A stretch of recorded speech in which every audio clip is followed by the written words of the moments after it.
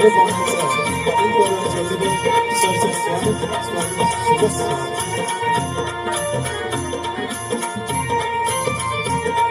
तसेच आपल्याला सर्व पाहुण्यांना विनंती आहे भोजन व्यवस्था सुरू आहे जेवणच जायचं संकटात जय जय मागते निवारा दुःखी माणसांना